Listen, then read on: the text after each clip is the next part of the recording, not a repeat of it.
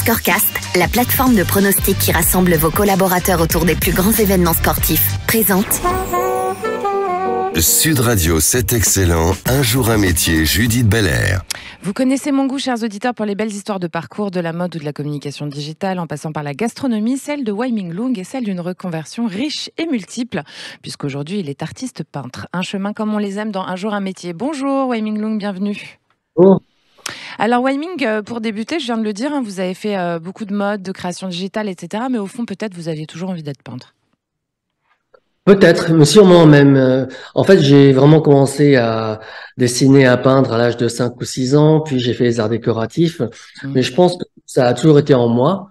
La seule différence, c'est que à l'époque où j'aurais pu embrasser une carrière d'artiste, c'est-à-dire à la sortie de l'école, Ouais. je n'avais rien à raconter. Et je pense qu'il y a beaucoup trop d'artistes, de photographes, tout ça, et je voulais pas comment dire, j'avais besoin d'avoir quelque chose à dire. Fallait que ça devienne une nécessité, quoi. Voilà, il y avait ce quelque chose de vital qui n'existait pas en moi, et donc j'ai profité on va dire, de ma formation et de ce que j'avais acquis pour faire d'autres métiers et pour vivre autrement, c'est-à-dire de ma création, mais pas forcément dans le domaine artistique. D'accord. Alors, vous revenez tout juste, vous êtes originaire de Hong Kong, hein, c'est votre ville natale.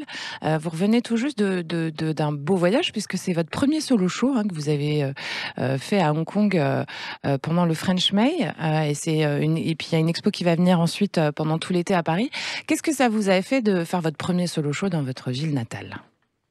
C'était une énorme pression, évidemment, parce que passer 50 ans, exposé pour la première fois dans ma ville natale, avec mes parents qui viennent voir. Vous imaginez un petit peu la pression que j'avais. C'est la première fois qu'ils voyaient mes travaux, c'est-à-dire c'est la première fois qu'ils voyaient la moindre peinture autrement que sur un écran. Et alors, ils ont aimé? Ce sont des parents asiatiques, donc ils vont pas dire quoi.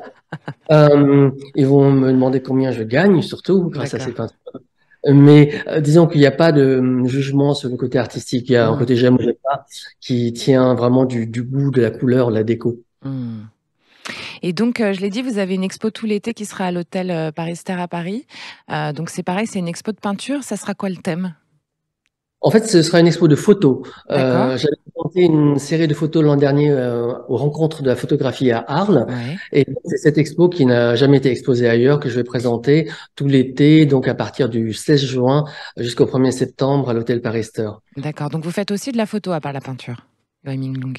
Je me considère avant tout comme un artiste plasticien, c'est-à-dire que aujourd'hui, je choisis mes médiums en fonction de ce que j'ai à raconter.